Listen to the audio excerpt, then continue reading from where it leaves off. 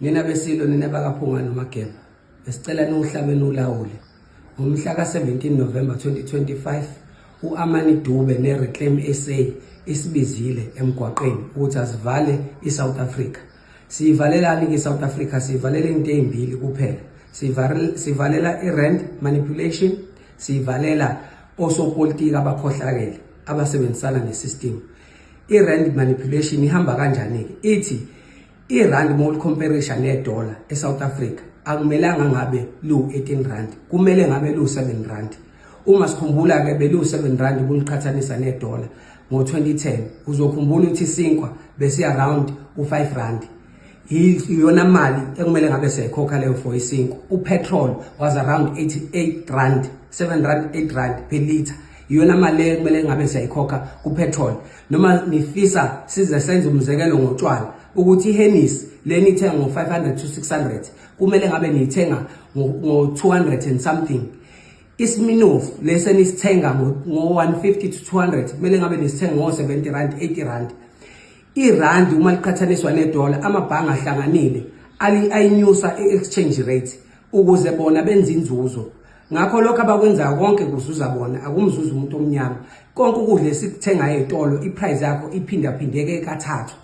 Ngakho siyacela wonke umuntu waseSouth Africa okhathalele icountry yakhe ukuthi aphume nge17 November 2025. KwaZulu Natal amamash ethu aseThekwini nasePMP. eThekwini sizobe sisuka lapha eKing Dinizulu Park lapha ngaseBria, sizodlula siye Reserve Bank sigcine eProvincial Office emaphoyiseni uMkhwanazi.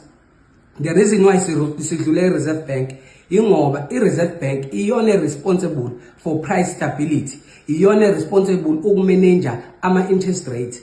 Kodwa lezi imali ezikhokhwayo for ama-bonds, imali enikhokhela imoto, akuzona imali ekumele ngabe niyayikhokha. Lokho kokwenzeka ngoba ibhange ngodla lethu li-onwa abantu abamhlophe. Abanye baqhamuka eGermany, abanye base UK, abanye base Norway, baningi ama-countries angaphandle.